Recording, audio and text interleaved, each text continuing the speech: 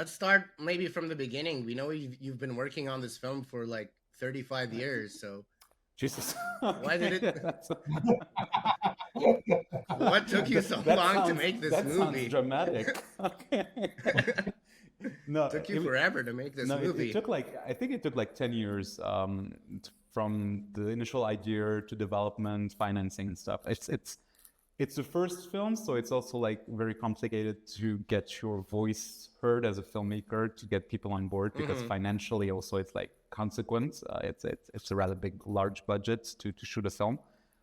So I think that took a lot of time, but I always say it's a good thing actually, because the initial movie was something totally different, which was set in Switzerland, which would have been terribly boring. And slowly, like the story started migrating to something that I'm more fond of, that I'm also very close to. Those women in my family who have also always influenced me. And so I think 2 years into development, the movie kind of started to shift to Egypt. And my producers were okay to explore this story and to set the whole story in Egypt, and slowly it became like really this back to the roots for me in a way, because I haven't been to Egypt for like, let's say 5-6 years after my grandmother's death, so I had this kind of distance to my roots and heritage, and it's something that really drove me closer to where my mom's from, our personal family history, where I feel also strongly connected to, and so yeah, maybe that took a lot of time. Wow.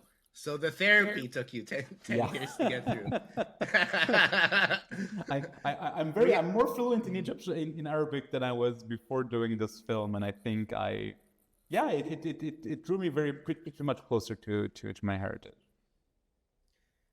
That must have made you like so happy and worth it, despite, obviously the film's beautiful and it's an amazing film and so much about it we'll get into, but just that you got to connect with your country and leave an imprint on Egyptian culture on its own is such an amazing feat and accomplishment for you.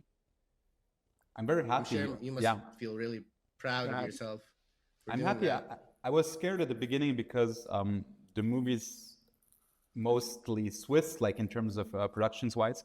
But I was scared of how the movie is gonna be seen in the Arab world, and very quickly, I felt that I'm not the only person who has this kind of love-hate relationship to his home country. People from the diaspora mostly, like people who grew up outside, but still have like this kind of feeling of belonging somewhere they don't really know, or they don't really feel fit in a way. So I'm very happy that I spoke to this kind of people who actually felt the same way and connected to the film. Saeed feels the same way, and he's not even diaspora. He lives in Lebanon, so he has the exact same feeling. You connected with Saeed a lot on this movie. Really? So we're not alone. Tell him. Yes, I am a part-time diaspora at this point, I would say. Watching the movie I could connect to it on so many levels. And the way you projected, like, the Arab mom in that movie, like Nadine Labak, the character of Nadine Labak and her mother's character was, the relationship that they had was such an interesting dynamic to watch. Because, like, I could definitely see similarities within my family, or like, how even just like the relationship between the mom and the daughter, and even the things that she was saying about wishing that she had a son so that he can have a better life. I'm like, damn, I can see a bit of that applying to how I was treated. But what's my question on this matter is, when you were talking about this story, obviously this might have triggered a few nerves for certain people from the Arab world. Did you receive any backlash, and how did you deal with it? Very honestly, we didn't receive any sort of backlash from the MENA region. The only thing being that the film is mostly Swiss in terms, because I'm from Switzerland and the technical crew was from Switzerland and stuff like that.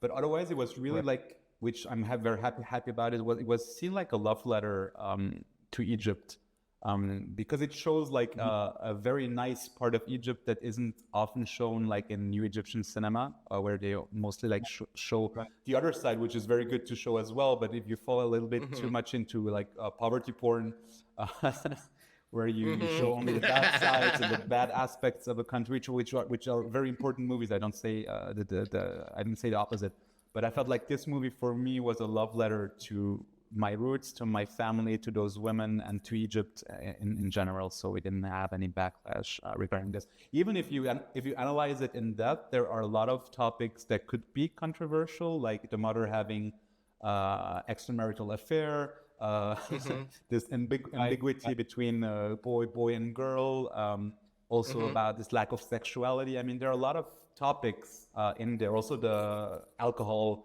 consumption, which is very present, and the bad words and bad mouths and everything. But in the end, I think it shows like it portrays a certain type of Egypt that maybe also existed in the past. And because I don't talk about the future or the present Egypt, maybe it was interpreted in a different way. Right. I mean, you definitely presented Egypt in such a beautiful way. I think you should definitely maybe submit the movie to like the Ministry of Tourism to we had Egypt. we had a lot of friends travel to Egypt here in Switzerland alone, which is great. And they don't, because I always like say, don't go to Sharm el Sheikh, don't go to Hurghada, but like just go to the real Egypt, like go to Cairo, go to Iskandariya, and I think in terms of tourism, like Egypt did a pretty good job recently in the last couple of years, because it's kind of it's on this platform where young travelers, adventurers can travel there in security, and everything is made for making this trip unbelievable in a way. So I'm very happy about that as well. Right. And over the 10 years that you like filmed the movie, you definitely saw a lot of changes happening in the country. Like, what do you think changed the most while you were filming? Well, we filmed like the filmmaking itself took place on 6 weeks, I think, in Egypt. Wow. Like the main shooting. The thing I always say, which isn't always, which for me isn't negative, but people can say it as something negative, is for me Egypt didn't change a bit since I was a child. but not in a bad sense, but in the fact that when I go back to Egypt, I kind of feel like I pick up where I left, if that makes sense. Yeah. Like I don't have this because I live outside the country, so I don't have at all like this reality with how politics shifted, how financial crisis and stuff like that. So I'm kind of maybe also live in a bubble, and I'm not ashamed to say it, that I probably come from a more privileged background, and when I go to Egypt, it's maybe I live in this kind of bubble or sphere where I don't really see changes. Of course, I hear the changes of people who talk about, because we got friends who have problems, issues, and stuff like that. But for me, like the spirit of Egypt, the spirit itself, the sense of humor didn't change since when I left as a child. Yes, we notice a lot in the movie. There's a lot of jokes and sarcasm and dry jokes, and like you have to understand the sarcasm and like the intent versus what they're actually saying, and then they all break out laughing at the end. But yeah, there's a lot of subtle comedic moments, and yeah, I love that. It reminds me a lot of the older Egyptian movies too. And you cast a lot of people from older Egyptian movies, right? Fayrouz was played by Fanny. We have amongst many of them.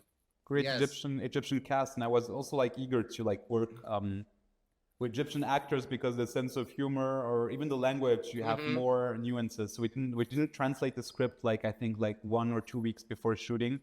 So the actors were also like open to bring their own contribution in terms of words, of choosing of phrases and stuff like that, because I think the humor is very different in the Arab language than it is in French or English.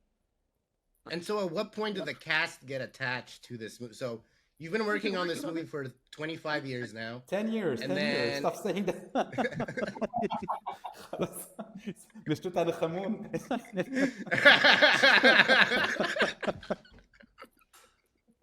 But at what point, because it took time, like you got awarded a scholarship for this, and you had to write it and present it and pitch it, and then write it and develop it, and then switch it up and switch the title and then the Look, script and location and casting? Where did that come in?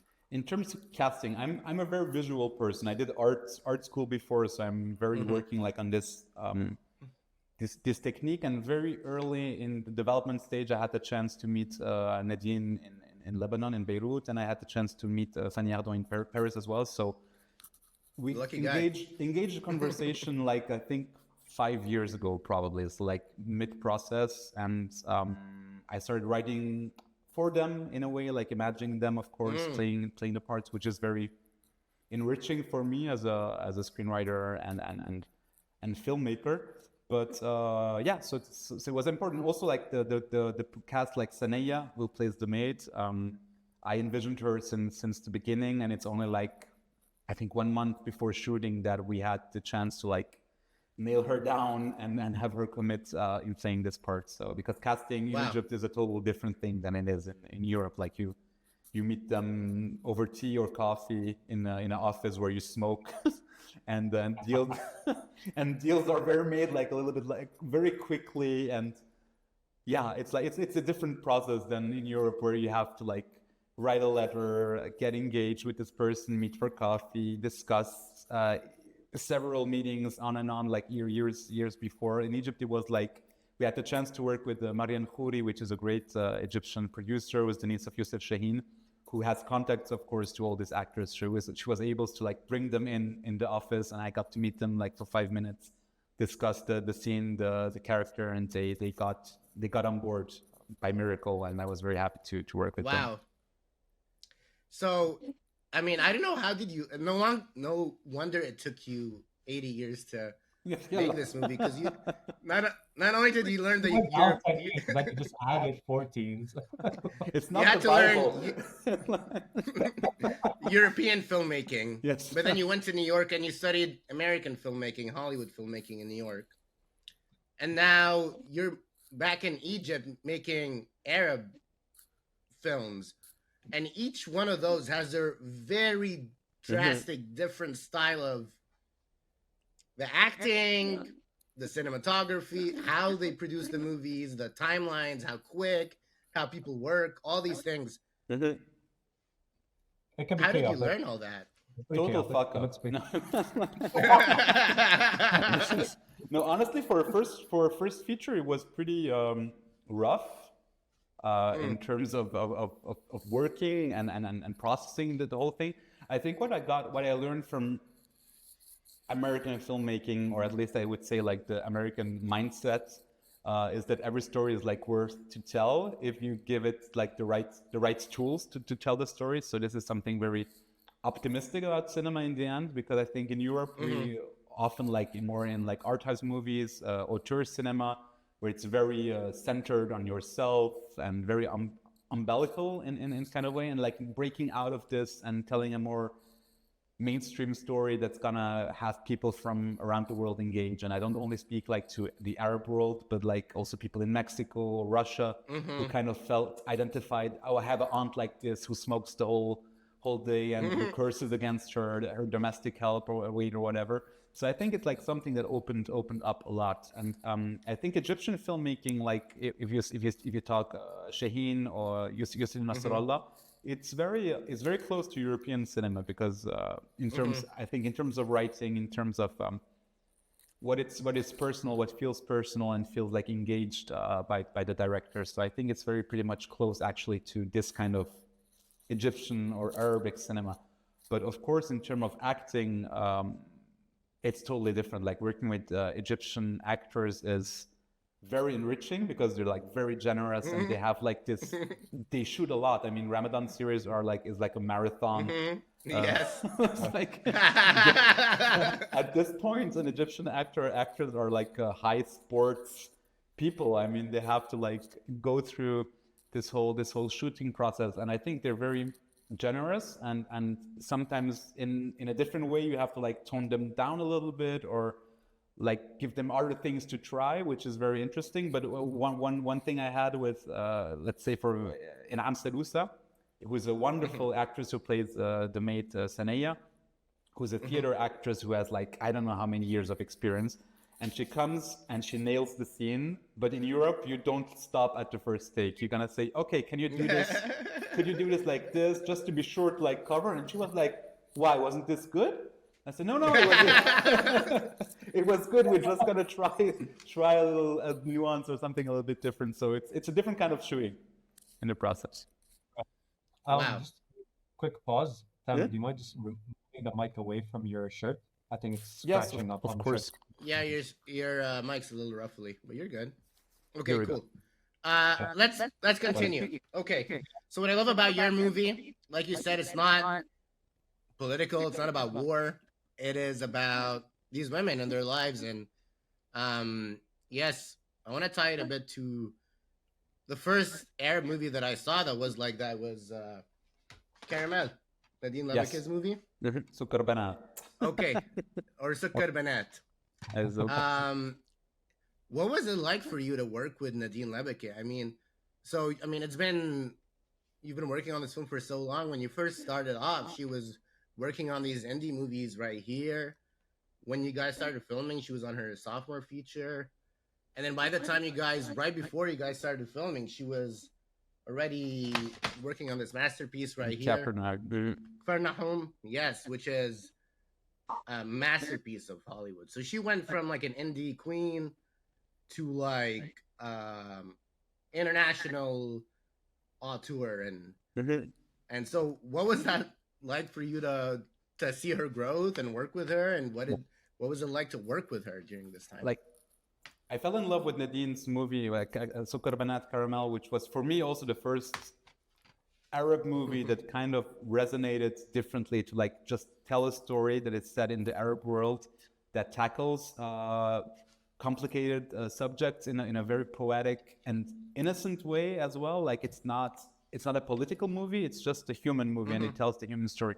So I fell in love with Nadine's work then, and of course afterwards the other movies she did as well. But having her like engage in this movie pretty early, but still she was in the whole Capernaum tour, which got nominated for the Oscars and the Golden Globe and such. So this also took time because she had like other different commitments, of course. So she couldn't like say, okay, we're going to shoot this next month, because there was always something going on afterwards. But I think it was for me like very important to have her on board for what she symbolizes also, because she's a strong Arab woman. She's fluent in French as well, which is not something that you find very easily these days, like the Arabic and the French. She grew up with Egyptian movies, so in terms of accent, like there wasn't like this fear of not making it authentic for her. And she has this very European also mindset, I think, of how to tell stories and how to act. And I must say, like, of course, in Caramel, she plays the leading part, and she's wonderful in this part as well. But it was like in Back to Alexandria was like the first big role in terms that she pulls the whole movie kind of. She has the whole movies on her shoulders. Like everything is on her. She's in every take of the movie, and it really follow her, and we have to identify with her. And she had this wonderful ability, I think, for me as an actress to like get to the audience immediately without even saying something, just the looks, just the face. And she's a beautiful woman, but she's not like the way that you gotta like back off. She's like too pretty. She has scenes where she's a little bit less nice, and it feels very human in a way. And you wanna hug her because she has this kind of girlish attitude in the movie. So I thought she brought all these factors of what Sue could be as an Egyptian woman to the part. And she's very funny. I thought I was very scared that she's gonna be like the director and lecture me on, you don't do this like this or try this. And she was like total opposite. Like she took the director's cap off during the whole shoot, and she was really just like committed to acting. And I think I know she had pleasure in acting, because she's very spontaneous. So we also like played, we had like ping pong sessions behind the camera where I would like change the dialogue to get a reaction out of her, and she would like try different things, and she was very, very generous as an actress for me. Yeah, I mean, she definitely, when she's acting, it definitely gives off like a very authentic vibe from my perspective.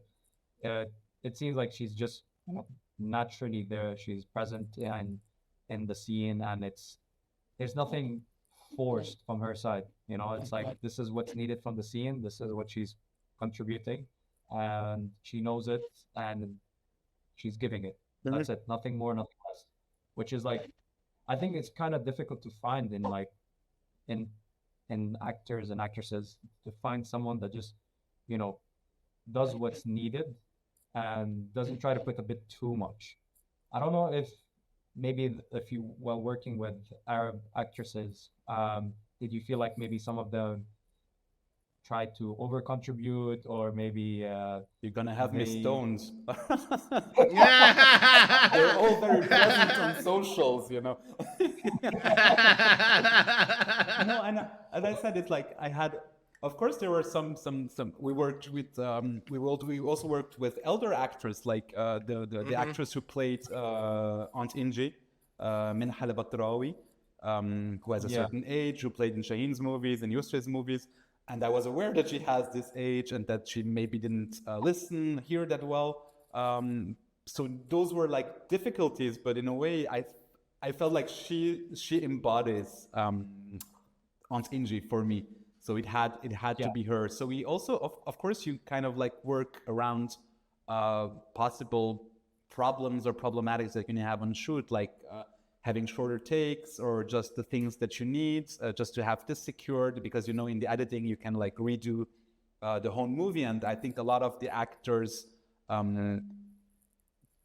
not talent, but a lot of the actors' quality is also something that is done and controlled, contributed to in the editing room. So of course those were some interesting phases we had to go through to also like find the right balance between Nadine, who has this very very neutral or natural kind of play. We have Fanny Ardant, who is like in this very exuberant, more flamboyant French movie kind of vibe, and then you have the Egyptian actors who are of course in Ahliat or theaters and Egyptian tradition, and to like make them all harmonize and fit in one scene that doesn't feel like that one is over here over the top, the other one is like this, to just like get a kind of osmosis or vibe between those different theater worlds. Can you give us an example I think of that? Yeah, I think like for example the scene in the dressing room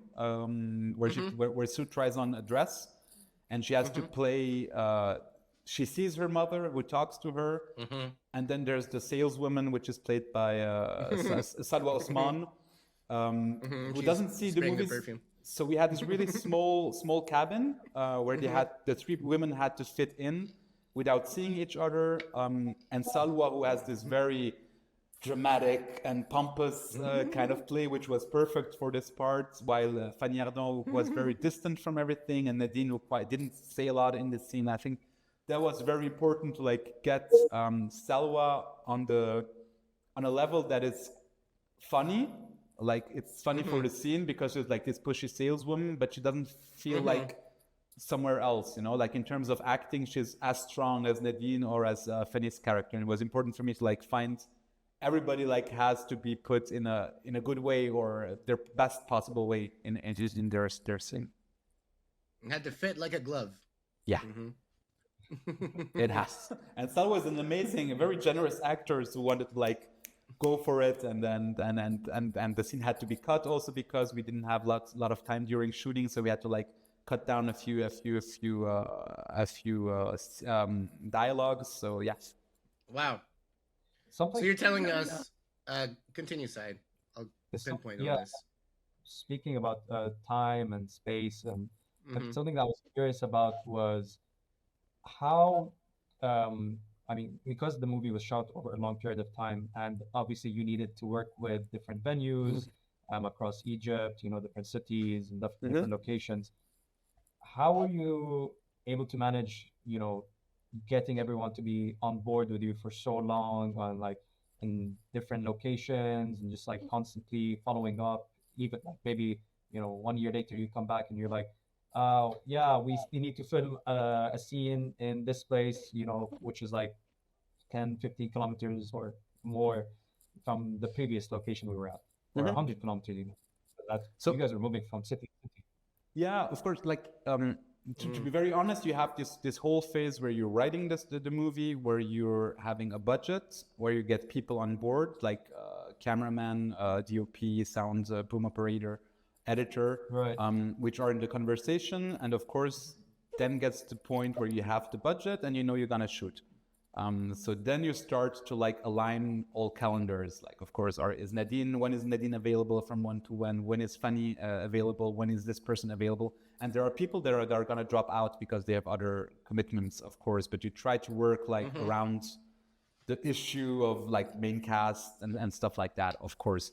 But afterwards, like really, the period of preparation is like 2 to 3 months. So it's a very short, very intense, where you could start scouting for locations, where you start casting all the smaller parts, where you start having the whole Egyptian crew, and working with the first assistant who's gonna like choose locations in terms of what is possible in terms of travels during the takes. You're not gonna shoot one day in Cairo and then the next day in the desert and then go back to Cairo. So everything in the end is going to be very optimized in terms of moving, because moving a whole crew, an Egyptian crew, which is even bigger than a European film crew, like we're talking maybe 80, 100, sometimes 120 people. Wow. So yeah, this is a lot of work, but this is the first assistant, which was a fantastic guy to work with, Olivier Jacquier, who takes on this burden, and he like really protected me from all these kind of problems afterwards. And location scouting in Egypt is very funny because they shoot a lot, so they have like this. They have like these villas that are like constantly shooting in. So it's just like a decor. You get there, you can paint everything, you can throw everything out, you can start refurnish, and then you move out, you paint everything back white again. So it's not like in Europe where you're gonna like knock on doors and say, oh, this apartment looks very nice. Can we take a look at it? Like, it's not like this. It's very weird. So it's yeah. And so we were very happy to find also different decors that didn't shoot that much, or at least show them in a different way. Okay, and so there was a lot of people that were also like involved in helping you keep everyone motivated and supporting that. Now another question was for me, where do you find the pink Cadillac from? How do you get that? It was honestly there are things in Egypt where you think it would be very easy to find them, and it's the end of the world. And then if you ask for a pink convertible, after 5 minutes they send you photos. So it was I think it was kind of luck situation as well. I love pink, and I think it's a beautiful color in the desert, and about femininity and this kind of innocence as well to it, and it really stands out on the poster and in images on the film. So it was kind of they sent me the picture. I said yes, that's the one, and it had this horrible kind of plastic flowery Hawaii padding. So we had to like change them, cover them up, because it felt really cheap. I think it's the soda that plays mostly in like Egyptian rap videos. So it turned in a lot of movies before or videos. So we just recycle. Like, it's all about recycling. I'm trying to imagine seeing it in like a rap movie, or like it pops out like a lot. You know, it's like a pink, like 54, 55 Cadillac. It's a beautiful car.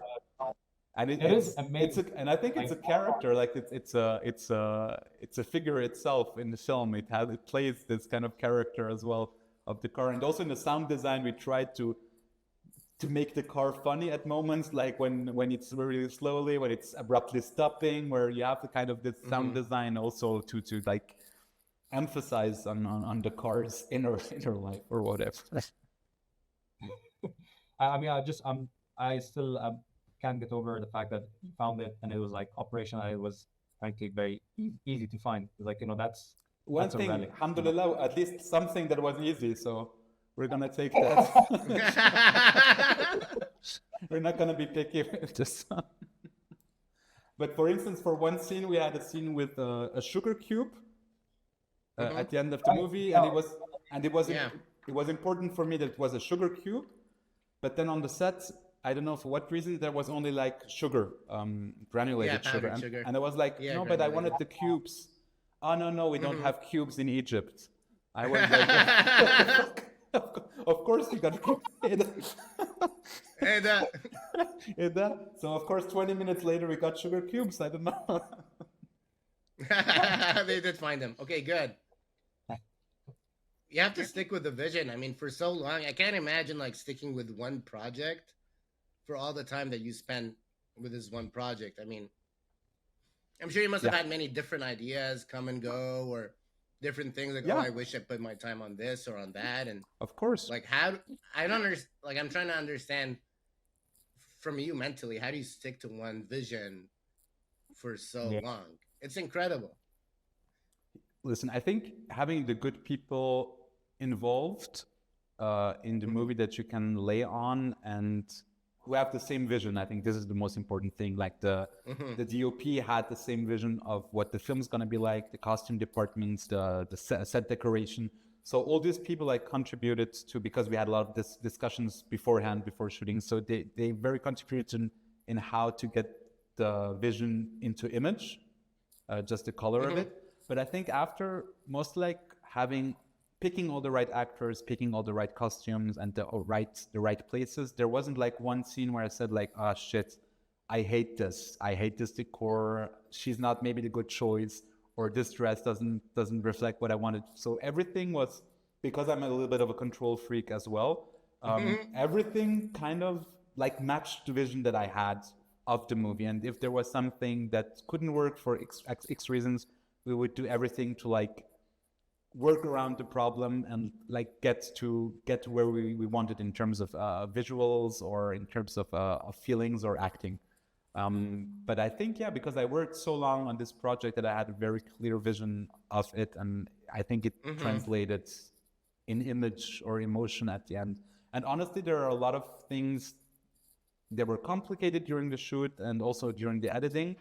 But in the end, when I see the movie, it kind of conveys the feeling that I was going after. Like, I'm very proud. I'm happy with it. The fact that it looks like the film that I wanted to do. And of course, I see some imperfections in terms of technical aspects or whatever, because you're confronted to this footage for over several months, and you see all the defects or things that could parasite me as a filmmaker. But in the end, in the editing process or in the end results, you don't see them. They become invisible. So I'm very happy of that. I'm very happy of the feeling that the movie provides. It's a beautiful film, and it looks visually so, like, so many shots in there are so iconic that are just ingrained in my memory now. And Alhamdulillah. did you like tell us about your inspiration from like art and painting and your background in creative arts? And I think that many younger filmmakers don't pay attention to art. It's not talked about as much. It's not as cool, you know. Filmmakers are more about, oh, just study movies as much as you can. But the great filmmakers, they all find inspiration from art and paintings. Yeah, I mean, of course. Tell us more about that. I think like everything has been done in a way. So like every story has been told.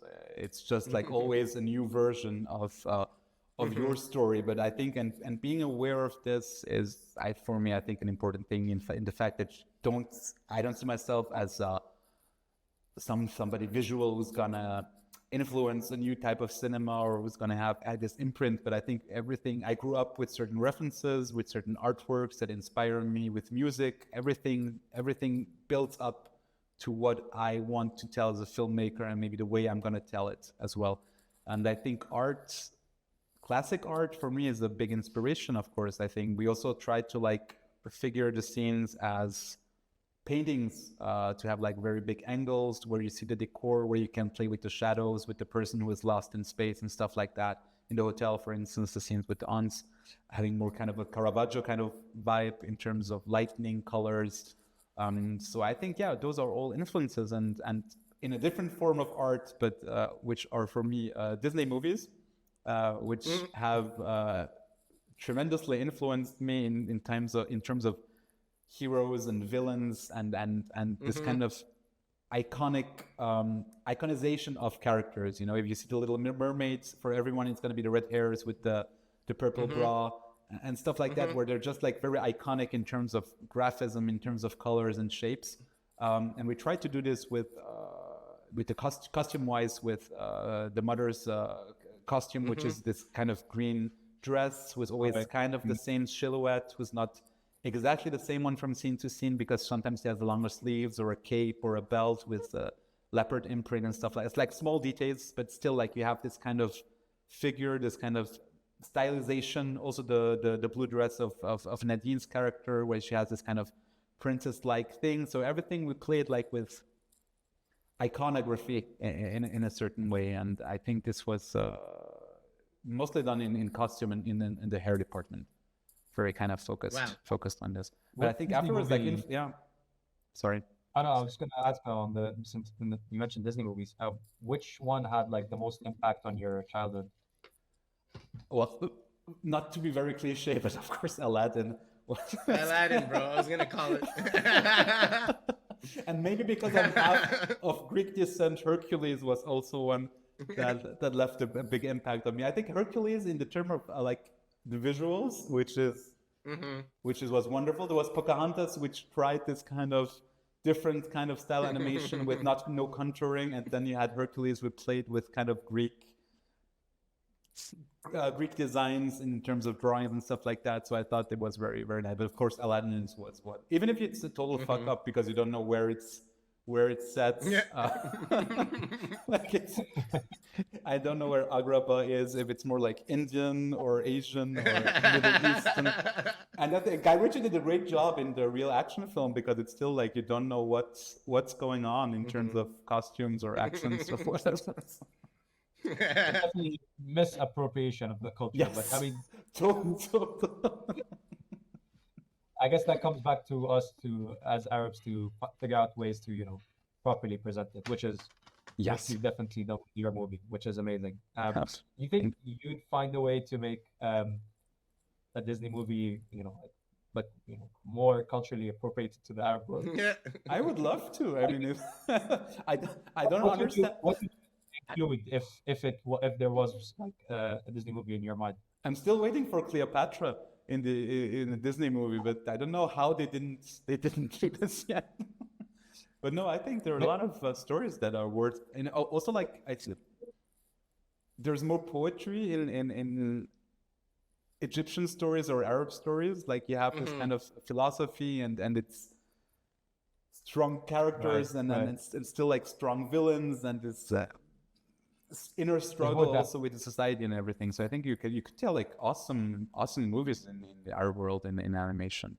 And animation is perfect for this. I mean, you can invent a world, you can go outside the real realm and stuff like that. So that would be nice. Yeah, I mean, that's very true. I mean, this is something that I was discussing with Ali when we were watching your movie, that I literally told him exact words. This is one of the most, like, this movie is the most deepest movie compared to any Western movie I've ever watched. And Wow. better than any movie I've watched, like, in general. Thank you very I'm much. sorry, but like when it comes, not sorry to you, sorry to like the Western world. When it comes I'm taking it. When it comes to depth, I feel it's lacking, especially like U.S. movies, some European movies as well. When you go to the Asian world, no, they're much better at it. Right. But from what I saw from your movie, I was like mind blown. Like, thank you very much. Throughout, maybe I'm a bit biased because I'm an Arab myself, and it's like this appeals to my side as a diaspora. But I mean, very relatable. There's a lot of things that are just like very expressive of the culture of the people, even the small things of how people interact. It's like the relationship, like when you had all of these on the aunties on the table, and everyone has like one thing to say or like a criticism to share and things to say. I was like, it feels like I was going to my grandma's house and she's like sitting there with all of her sisters, and they're just like, as a kid, I'm just getting ready to get bitching roasted. on. Yeah. I was just like, this is definitely like pure and everywhere. But yeah, And the fun thing about the aunts, it's well, the whole table. Of course, there's Nadine and Leila is Al Arab, who plays the grandmother. But otherwise, it's my mom, it's my aunts, it's my mother's cousin around the table.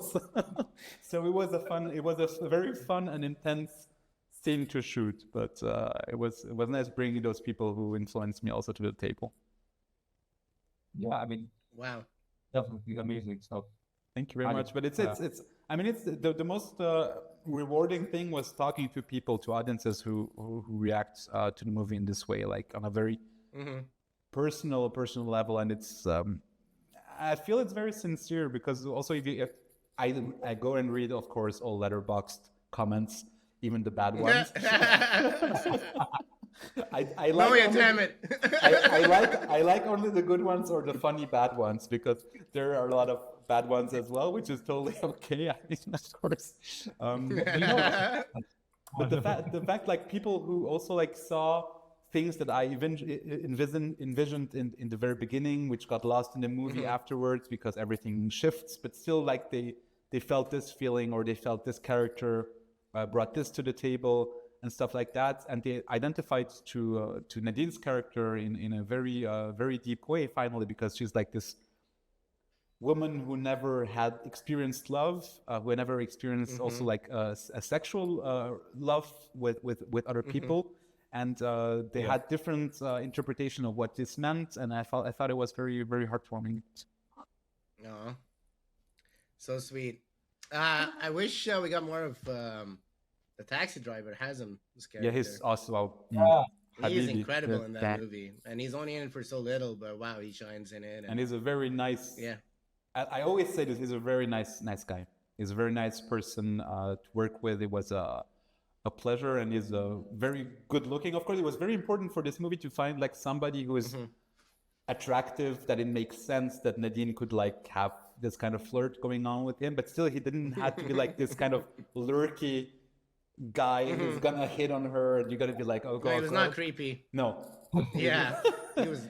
Which is very difficult, you know. I met a couple of actors and I was like, not sure this is gonna be interpreted in the good way. But he's like very charming and easygoing, and it was a pleasure to work with him.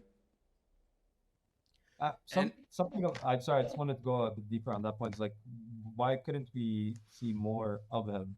Like, because I'm pretty sure everyone wanted Back to Alexandria too. I would love to have him in the next movie. That is sure. If I'm doing a sequel, I'm probably gonna do a sequel with the aunt and her dog driving somewhere.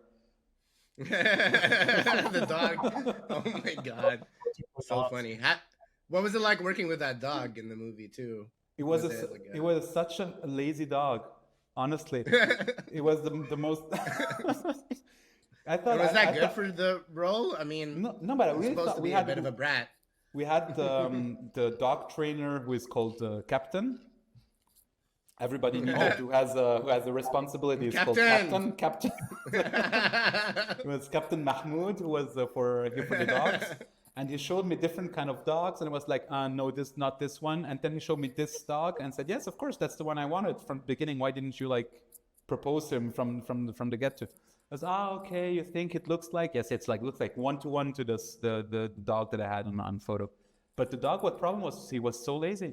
He slept during all the takes. You had to wake him. We had to like physically poke him to get like sometimes a reaction out of him. It was so yeah, very lazy dog.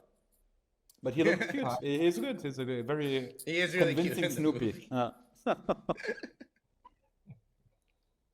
Ali, yes, about the taxis and driving around Egypt. So many of the beautiful shots were driving around, and there were so many parts of the movie where, like, we were walking around the streets of Egypt, in front of stores, on the streets. It felt like we were so immersed in the streets of Egypt. I mean, I've been to Egypt. I know how chaotic that is a bit. I mean, we live in Lebanon and visit Lebanon, so I know how chaotic just being on the streets are with cameras, and you have Nadine Lebeke there walking around in costumes, and you're actually on the streets. Like I could see all the subtle things that show us that it's real. Like these aren't actors that you just hired. Like from the cars to the beggar on the corner to like all the random people chatting. And how did you do that? Is my question. We did it.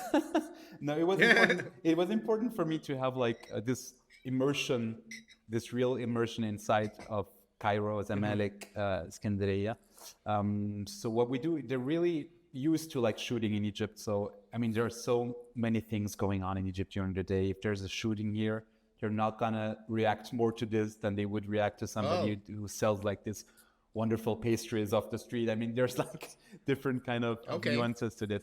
What we tried was controlling the cars. For instance, the scene where Nadine crosses the street in Zamalek, which is supposed to be like hectic and stuff like that. We had like buses from the production who blocked the streets at some way until we were ready to shoot, and then we released. So that the cars, we had this constant kind of drive, and we also shot like at six in the morning somewhere when we needed to be like more peacefully and stuff like that. So we kind of worked around the thing. We also had like extras. Of course, we had paid extras in the streets that we could like a little bit control in terms of editing afterwards, so that he would always like be the same guy in the blue shirt walking past her when she's at that kind of point. So we had this kind of continuity going on. But otherwise, there's like, it was pretty spontaneous. There's one scene, I think, where Nadine walks down the street and lights a cigarette while carrying her suitcase. And in the background, there's a guy who somehow smuggled in, who's a bit intoxicating and was kind of jumping like this, like a Joker kind of style.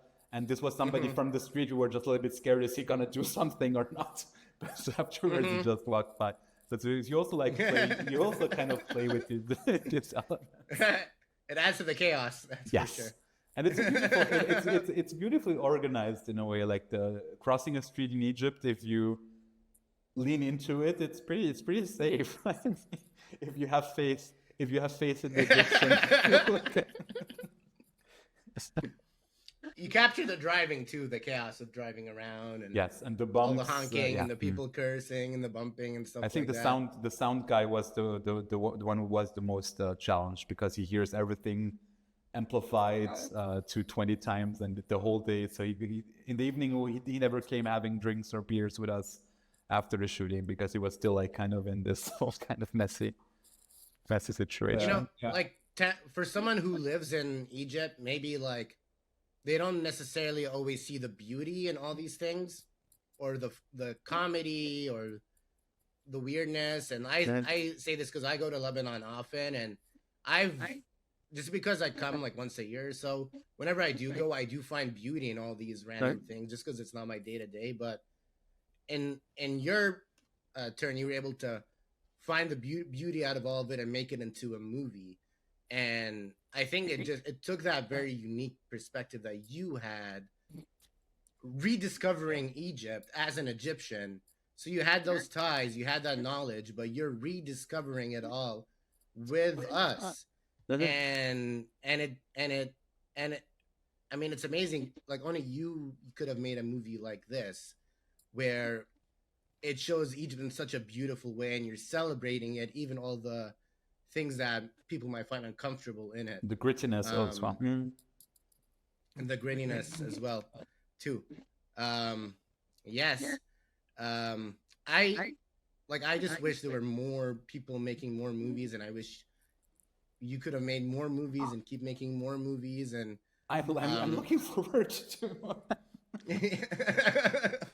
No, I know how hard it is. It's very hard to make movies. I mean, it took a lot of time, and the financing is one of the hardest parts.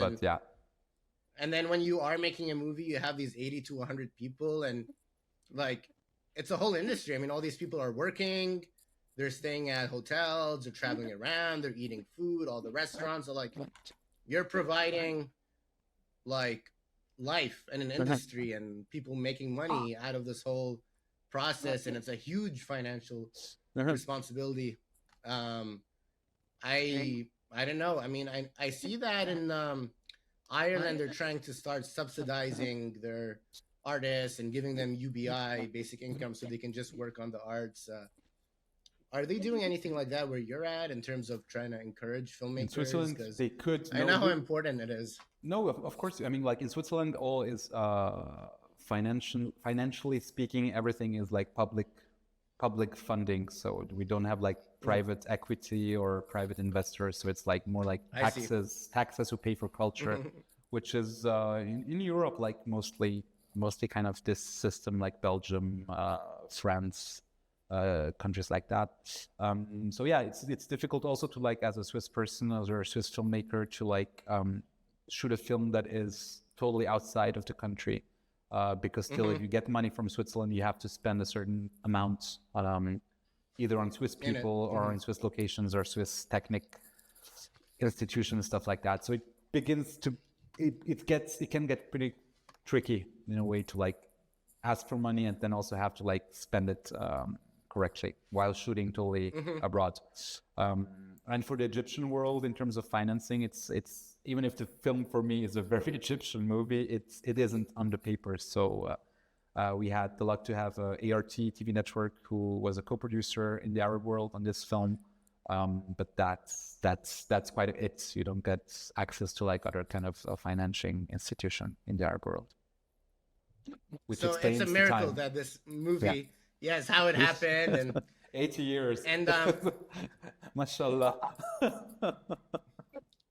So 80 years ago, Abdul Halim's Ahwak dropped, and they started using it in movies. And then you use it in your own movie too. What was that like? Like was that difficult to get that song in? And it means, I'm sure, a lot for you to put it in an Egyptian movie, right? It's one of the most famous Egyptian songs. Of course, and it resonates. It's funny because the language barrier is inexistent in a way. I mean, this song resonated in Switzerland or in France, as would La Vie en Rose from Edith Piaf. I mean, it has this kind of vibe to it, where like people just love it or get like in tune with it. But the very funny thing in Egypt, to say something that is very easy in Egypt, is like clearing musical rights. You have like in France, in Europe, for instance, if you want this tune, you have to say, I'm going to take from this second to this second, and then they're going to evaluate the price for this. In Egypt, it's just like, I want this song. You pay like the fixed amount for nearly every song, and you can use it up and down from the beginning to the end once a year. So it's a good package in the end, like to deal music rights in Egypt. And I think they had so much great musical artists in the Arab world. And there's this probably record company that Habibi Funk, which also like releases. It's based in Berlin, but they release like all these old Egyptian vinyls like El Masriin or Ahmed Malek and artists like that. So I think they get like a really nice revival nowadays at Gam. I do have one of their records, and the record behind me, this is I see Fayrouz, yeah. Since we're talking, freshly out of the coiffeur. Yeah, it's a great photo of her. Not gonna lie. It's great, the one. What was the cassette about? Is that a cassette tape? This is Abdul. Yes, I do have a tape over here. This is. I love those tapes. Yeah. Kulthum. Top. Yeah. Nice. Incredible. Yeah. So me and Said had a massive debate after watching your film. Okay. To be honest with you, maybe that's a good place to. Of course. Reach the end of this pod to talk about the love-hate relationship of like, yes, we like, I know we're traveling in order to work on our careers and develop ourselves, and I think that's important too. And I'm trying, like, in your movie, you talk about these two things, which is working on your career, but then the importance of family. And online it's polarized in different directions. Like, there are some people that are like saying only focus on your career, anyone that is trying to stop you from achieving the most in your career is holding you back. Get rid of those people. They're not good for you in your life. That's one camp. And then the other camp is like, no, family is everything, and work doesn't matter, and your career doesn't matter, and you know what matters is spending time with your family and being with them. Yeah, so me and Said had quite a bit of a debate about this topic. Okay. Said, what made you the most emotional about this topic? Let's say Emotion. I mean, I'll share my perspective. My perspective is I don't side on any extreme of those two. I think like having a balanced approach is good because, and also it definitely varies from everyone's like situation to situation. But if you have a healthy relationship with your family, I don't think you should ruin it just for your career. I don't think that's a good choice. Even if you've had, you know, like a tough upbringing or you know, maybe there are certain things in your past that you'd say weren't like possibly the healthiest ways to like grow up in. But if if later on, you know, you figure ways to like deal with this and cope with it and like fix your relationship with your family, I think keeping your family in your life is actually the best relationship you can maintain. And yes, definitely. I'm sharing my perspective. I grew up with two parents who had a challenging childhood, both my dad and my mother's side, but who I didn't have any problems. I have a wonderful relationship with them, and I think they built like this really safe space for me as a child, where I could be myself and feel loved and protected. So I feel very close to my parents and my family. But my mother's story, who had this complicated relationship with her mom and who moved away, who left Egypt to marry my dad against her parents' will, who cut all ties with them during several years, but still, even with the distance, like you still feel the lack of love, or you know, it's something very human. But the good thing, every year when we went to visit my grandmom in Alexandria, I had a perfect relationship with my grandmother, who was very loving and maybe tried to make amends with me, things that she couldn't maybe do with her own daughter. And I think my mom, for this movie for her was really important because it kind of, not to sound dramatic or anything, but kind of released her from this kind of the impact that her mother had on her, or still had on her, in a very loving way in the end, because there's no hate towards her mom. It's just like this missed opportunity or miscommunication in a sense of two people who maybe weren't made to be mother and daughter, but there was love and acceptance. But I think there was love in the movie. There is so much love from the mother towards her daughter, and the daughter who also just wants to be loved by her mother. There's this very childish and very natural and primal need to belong and feel protected. So I think definitely having a family, even if you're apart from them, it's still thicker than blood. So you can't run away from that until you like kind of turn around and deal with it, I think.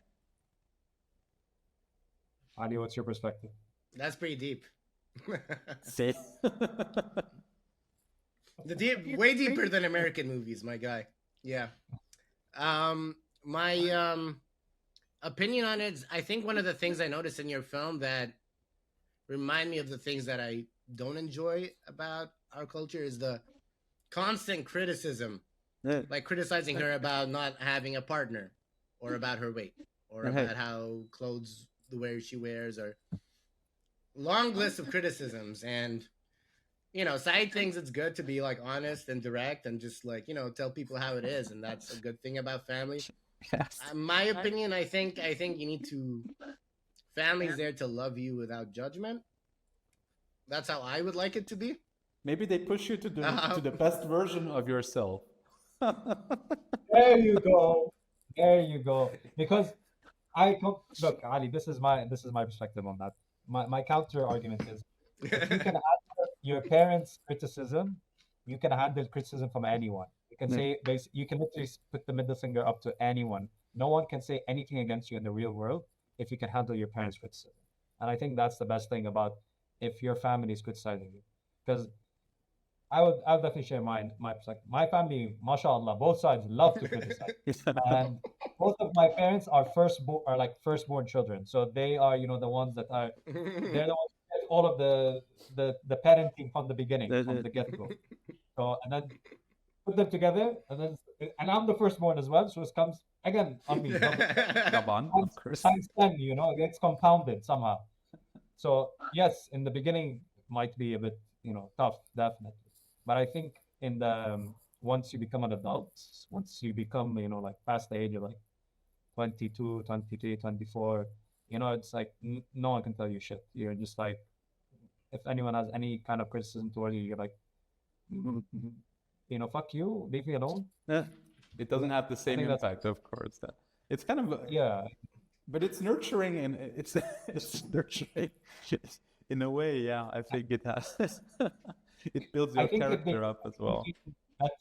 if they communicated better, they say it's like, yo, we actually mean this to make you stronger, And then- then that would be nice And then, instead of just doing the criticism plain, because like but I think they're not that- they're not so good on compliments on the other side. I mean, if you get to Egypt and Yes. you lost like a lot of weight, they're not gonna say anything.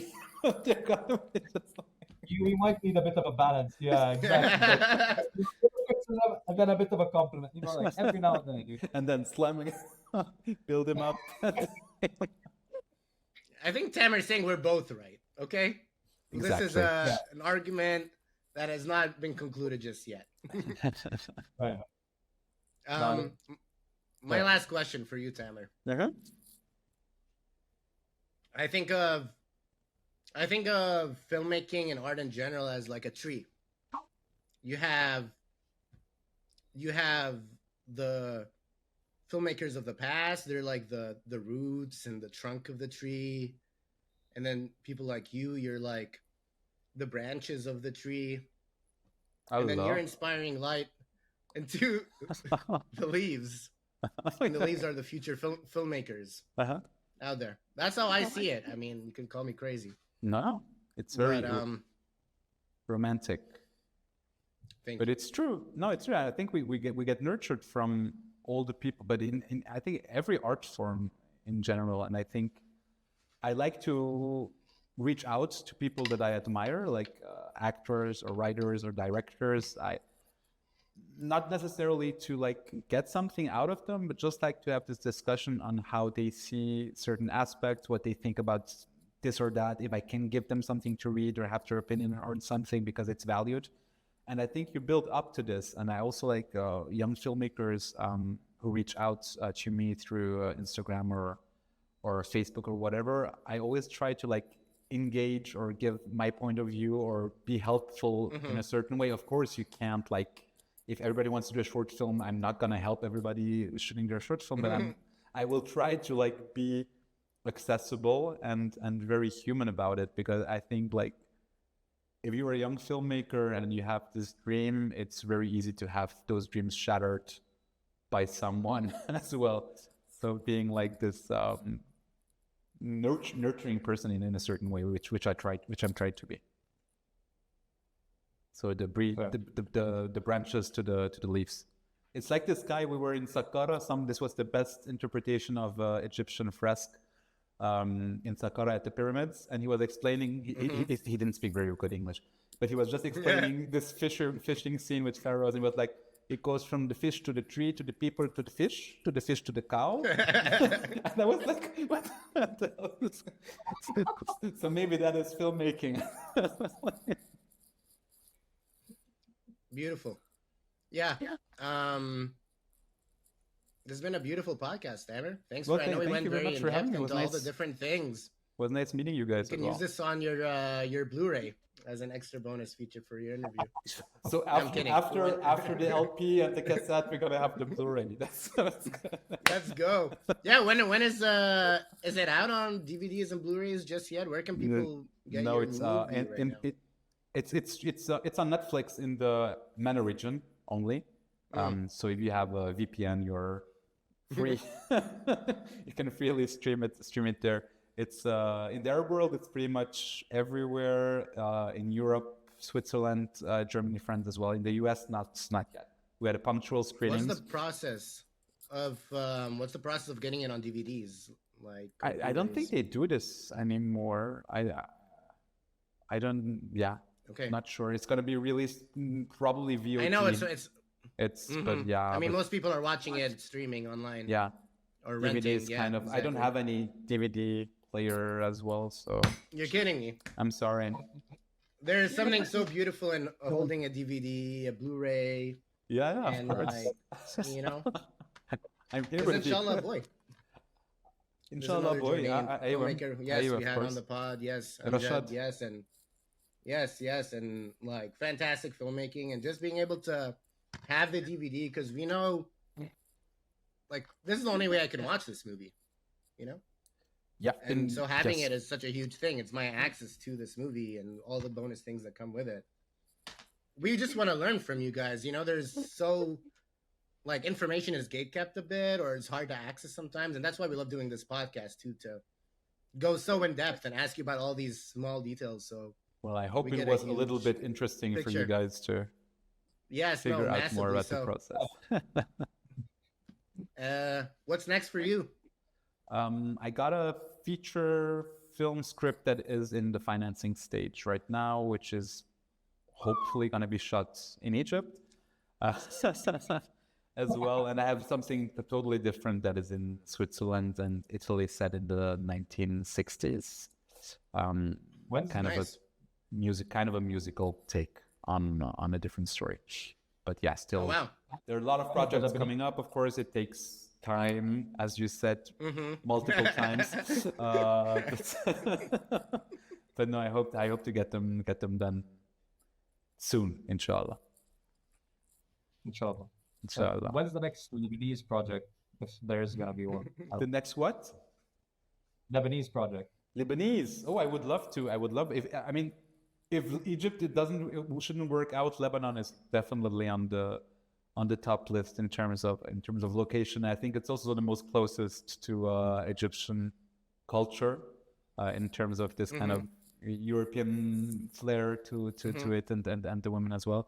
So yeah, I mean, I would love to shoot a film in Lebanon, but it's also complicated getting the financing and everything there. But yeah, totally open to it. Well, hopefully it does happen soon. Inshallah. Not praying on the Egyptian project, but anyway. Hopefully. Tamer, thank you so much for coming on to the show. Thank you for sharing your beautiful stories and thank you very much. The making of. It's been great having you. Any final words to the audience? Maybe piece of advice that you'd like to share, or? Well, I mean, go watch the movie if you can get it, even if it's not on DVD. Even if it's not on DVD. But if you're smart, you can work yourself around the problem and kind of get it. No, I think like if people who don't know the Egyptian culture or Arab culture, I think it's definitely an interesting watch because it shows something different, and I think in the end those are stories that we all share. I mean, as I said, people from Russia or Indonesia or whatever can identify to this sense of feeling I belong there, but still when I'm there, I'm out of my habitat. And I think this feeling is very interesting, and having this relationship with yourself, with your past as well, because the movie for me is really about connecting with your inner child and your childhood traumas in a way, but to like embrace what has made you the person that you've become. If that's a nice message, that is not too. That's definitely a beautiful. Pessimistic. That's beautiful. That's amazing. Hey guys, thank you for watching another episode of A to the Show. please check out the movie, and we'll see you next time. Peace. Thank you very much. Bye. We're Bye. out of here.